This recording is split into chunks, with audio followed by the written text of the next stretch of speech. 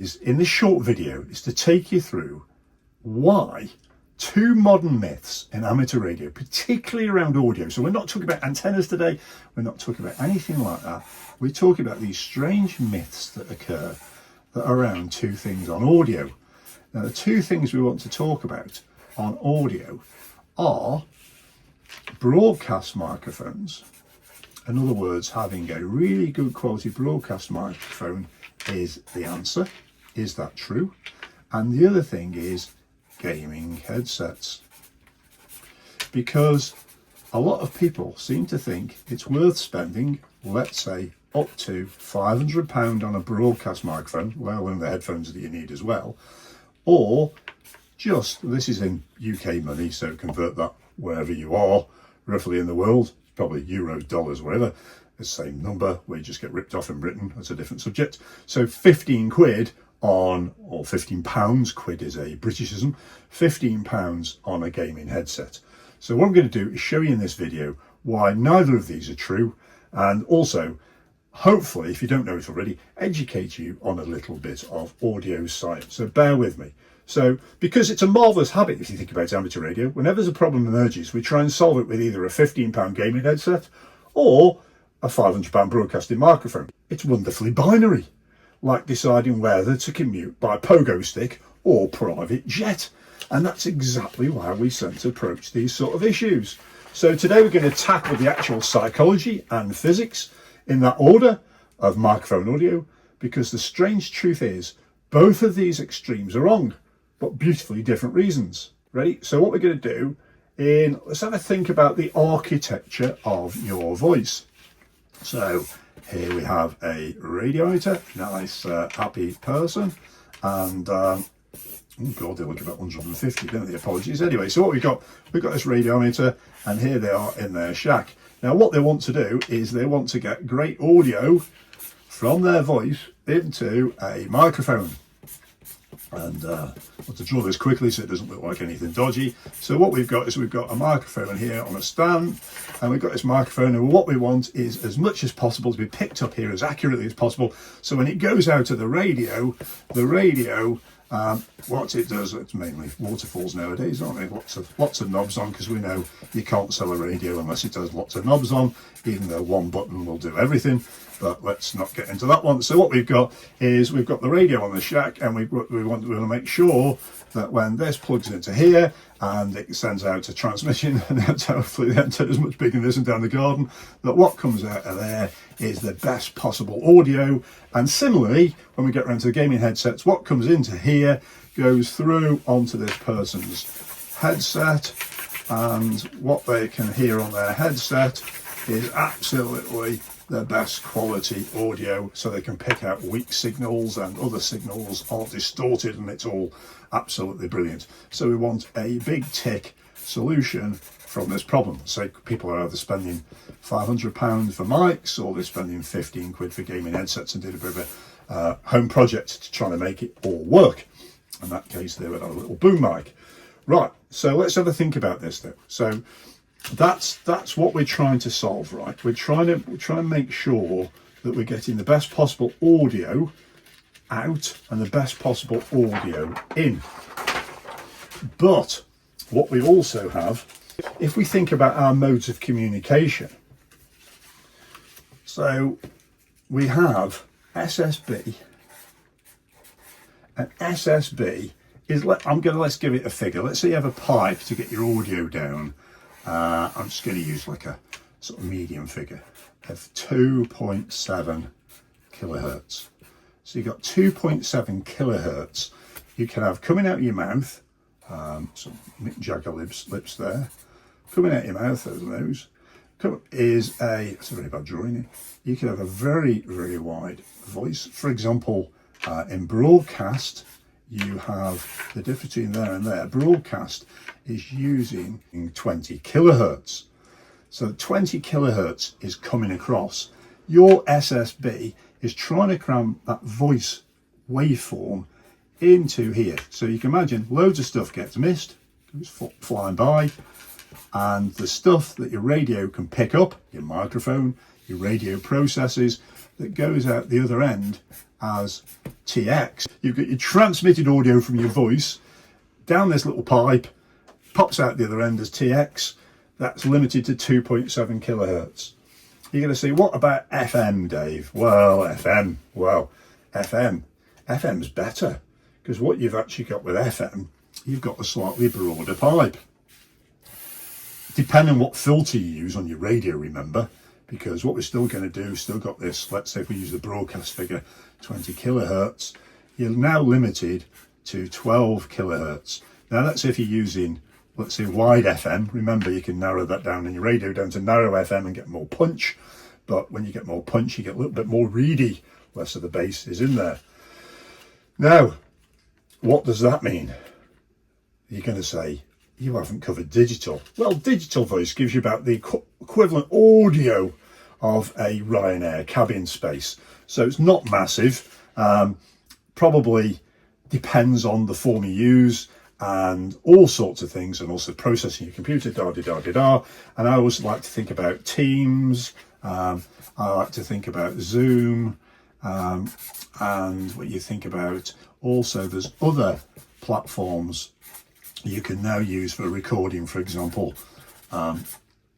podcasts, and those platforms are now trying to get near broadcast quality, because if you are actually doing this professionally, for example, podcasting, actually different to what we're doing, but on podcasting, what you do is you record your audio separately, let's say on Audacity, and your video through the Teams or Zoom, and you mix them together. Some platforms are coming out now that are trying to do that without having to record separately, because the human ear on the other end, and this is a big thing to remember here, is the human ear, dependent on age and us individually, what comes in our ears isn't necessarily, that's the waveform in the brain, isn't necessarily the same for two people. We all hear, perceive differently. So for example, BBC Radio 4 have complaints because if you have, let's say, what's coming in is music and it's underneath a voice, you know the sort, somebody's talking away and there's music in the background. Some people they can only pick up one or the other. They can't hear both together, or they'll hear nothing at all. So people write in and complain and go, there was a program, it was really interesting, but just couldn't hear it. And as we get older, for example, if you're 20, you've got a miles broader waveform that you can pick, beautiful mix of sounds. As we get older, let's say 60, we can't hear as much. For example, like in shopping centres, they can play an annoying high-pitched squeal to stop kids gathering round, where people my age, 60-odd, can wander around and not hear a thing, or not hear the high-pitched squeal, can hear other things. So that affects it as well. So this is a good thing when you think about when you're giving people audio reports. The audio report you give says more about you, or as much about you as much about the audio that's coming in. So bear that in mind. So getting back to it then, is we're limited on FM to 12 kilohertz, limited on SSB to that. You might be using microphones, for example, broadcast microphones and stuff like that, because you're going, they're absolutely marvellous and wonderful things, but they're really designed for things like this, not for this and this, because your broad 20 kilohertz signal that they could pick up, it's only picking up 2.7 or 12. So you're using something completely unnecessary. So therefore, owning a broadcast microphone for amateur radio, I would say, is like owning a Ferrari in central London. It's beautiful, but the speed limit is still 20. You have a speed limit in your radio. Doesn't matter how big a microphone, how wonderful it is, how much you spend on it, you get the Ferrari in a ULEZ London with a 20-mile-an-hour speed limit. Equally, here's the other thing. Your cheap gaming headset. Your cheap gaming headset that you might want to wear, 15 quid, and you do a DIY project so it keeps you busy, stuck in your shack telling your spouse you're doing amazingly wonderful things, are devised for people who want to do marvellous things on gaming platforms, and they're designed specifically for that. They weren't designed for amateur radio, SSB, FM, all that sort of stuff. And also, the real key isn't glamour, it's, which you could have with these marvellous things, it's something called SPL, your sound pressure level. So SPL is essentially how loud you can get. This is your, I'll put CQ, how loud you can get before you start popping your mic. Most people have no idea how loud their voice is, especially when positioned a few centimetres from a microphone. You can use the approximate dB meter on your iPhone actually, and it gives you a bit of an idea. But you can easily hit 110 dB without trying. Now, you might be going, why the hell are gaming headsets made like that? When you think, when I hear my son talking in his bedroom doing gaming, it's flipping ridiculously loud. Well, he probably needs a better microphone. Well, he's probably moving his microphone away from his mouth because other people say, can't hear you because you're popping or you're distorted. So you can easily hit 110 dB without trying. The acoustic equivalent of discovering you've been walking around all day with an indicator still on. That's what it's like. It's crazy, right? And here's the interesting bit. Gaming headsets distort, so these gaming headsets distort between 90 and 100 dB. Okay, your podcast mics 110 to 120. So we've already talked about the voice can quite naturally hit 110 dB, right? 110 dB can hit. So straight away, what we can do, gaming mics, just rule them out. Your podcasting mic, in the context of this, they're okay, they can do it. Your broadcast mics, whoa, they laugh in the face of 130 to 150 dB. So they are big ticks. So they can cope with your loudness. They sure can. So they're no good, they're pretty good, and they're very good in the context of that. So when someone sounds harsh, abrasive, or like they're gargling gravel on 2 meters, it's not compression, nor EQ, nor ALC. It's simply a microphone that has decided it's had enough and would like to go home. That's essentially it. So what you've got in waveform size is normally a waveform should be like that. What you're going to find out if you've got a poor SPL, you're going to be getting, so I've got black on black here, but you get my idea, you're getting clips. And this is after you've been shoved down a tight pipe after all. So not only have you got your waveform is being pushed into a tight pipe, and inside that tight pipe, you just remember that's a scale, it's been squashed down. Inside that tight pipe, you've got your waveform being compressed or distorted all over again. It's chaos, and it's a toddler with a crayon.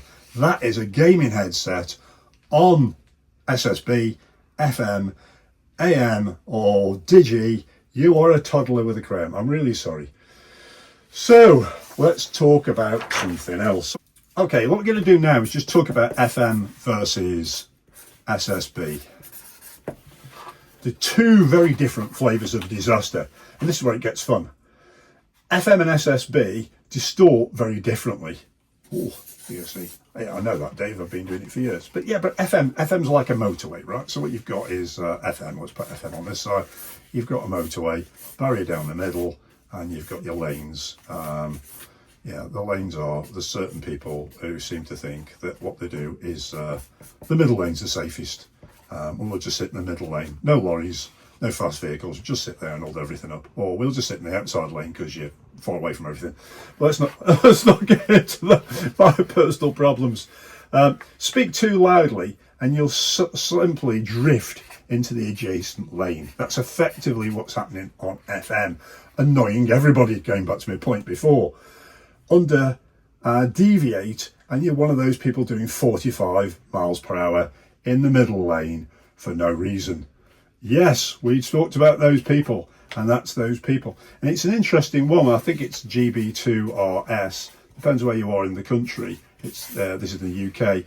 It's the RSGB broadcast service that tells us everything that's going on with the Radio Society of Great Britain, should say.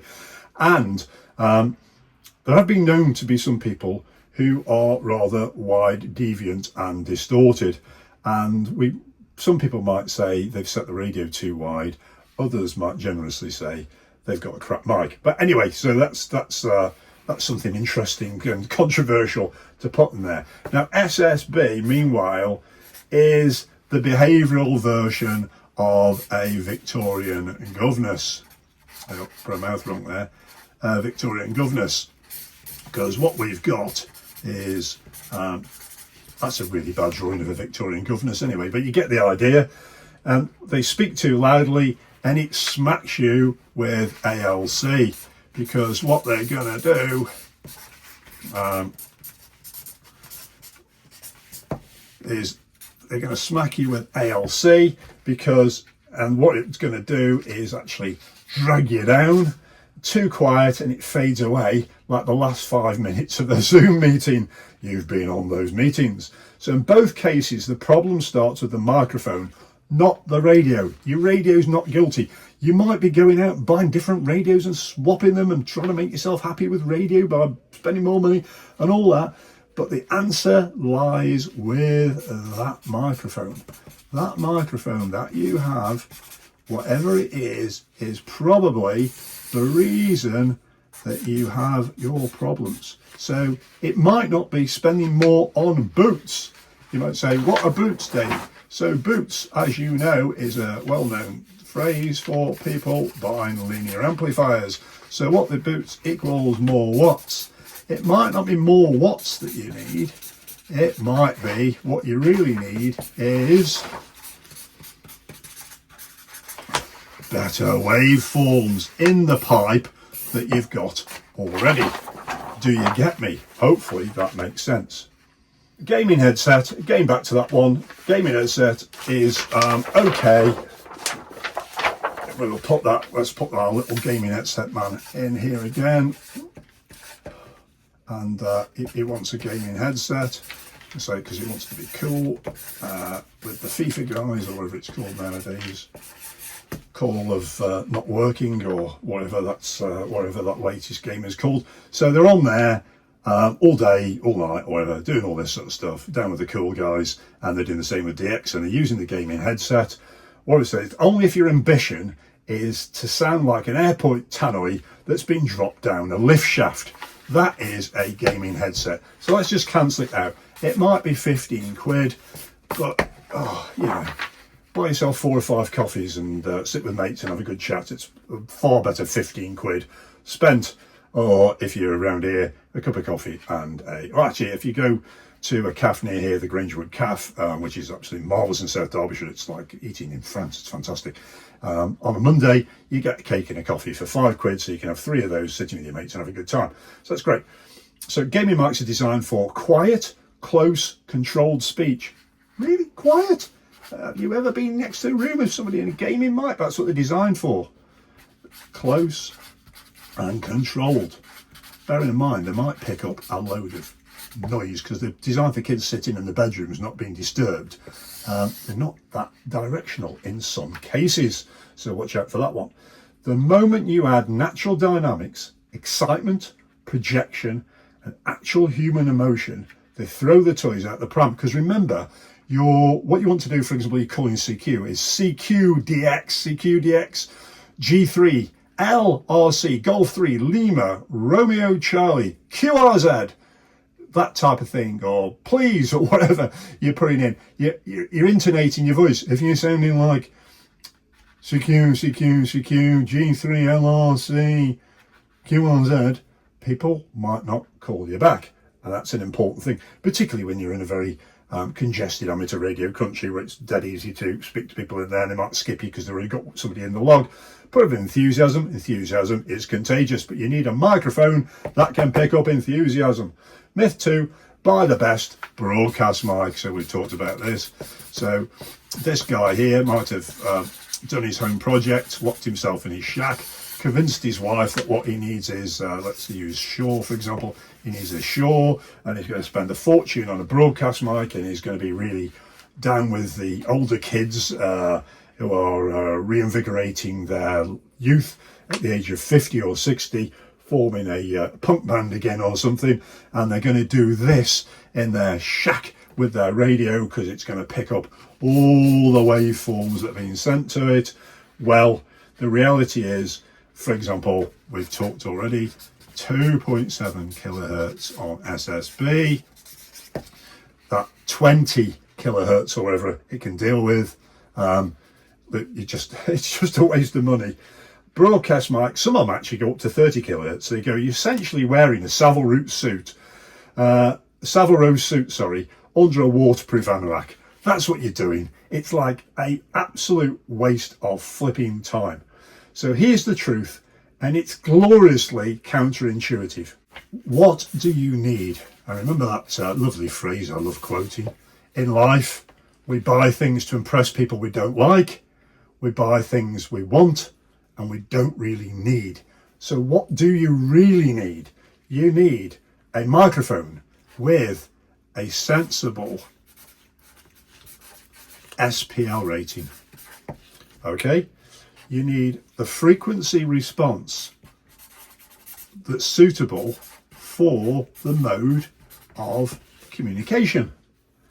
And you need a capsule designed for human speech. But human speech within the constraints of SSB, FM, AM, all that sort of stuff. And preferably a form factor that doesn't encourage you to chew it like a Labrador with a slipper. What I say is, I call that comfortable. This is why Heel or other makes, look, I've not got a radio shop, I'm not selling Walter Stanton, Martin, Lynch and Sons, Radio World or anything here. This is just me, Dave G3 LRC, telling you, for example, let's just to prove it, I went out and bought proper money, one of these, a Heil Pro 7. I absolutely love it. It's the Icon version. It's bloody brilliant, and I get amazing reports because it's exactly designed for amateur radio. It's a bit like going running in your walking shoes or going walking in your running shoes. A bit that goes on, doesn't it? It goes on in life. People have inappropriate footwear where they go. Where I walk my dog every morning for an extreme dog walk, you need wellies. But lots of people go over there when they visit for the first time in white trainers. You never see them twice on white trainers. So don't transmit using white trainers when you need wellies and vice versa. So I'm not saying they're not magical. Heil headsets aren't magical or their equivalents, but because they're not stupid. They work in the constraints we actually have. That's what they're designed for. So the next time someone on 2 meters says, just get a gaming headset, it's all you need, more likely they're going to say on the mad Facebook groups, I can't really hear you, old man. You say I sound like a budgie. The only place in the world, when you think about it, where people write their call sign at the end, look at that, G3 LRC, people will go, hello, 73s on Facebook, Dave, G3 LRC. Do I put my national insurance number on normal Facebook groups? No. Anyway, strange, but therefore avoid Facebook. Yeah, avoid Facebook, right? Just avoid all these things. When people tell you stuff like that, you know you're dealing with a nutter. Or you must buy a Shure SM7B, or you're basically a peasant. You can gently explain that both are failing for a classic behavioural error, solving a constrained problem with unconstrained thinking. The real secret to good radio audio isn't extravagance. It's understanding your constraints and then choosing the microphone that behaves best inside them. You are loud and clear, and thanks for the fabulous audio report. So I'll repeat that again. The real secret to good radio audio isn't extravagance. It's understanding your constraints and then choosing the microphone that behaves best inside them. Good audio is behavioural economics with wires. There you go. So remember all this, folks. Sensible SPL, frequency response, it's comfortable wear, and it's a capsule for human speech. Hopefully that helps you somewhat. And just setting your levels. If you've got an icon like me, I just record my voice on my icon, and I'm sure you can do it on whatever radio you've got and have a listen back and get the optimum sound. That's all you need to do. And remember, the person at the other end isn't necessarily hearing the same as you are.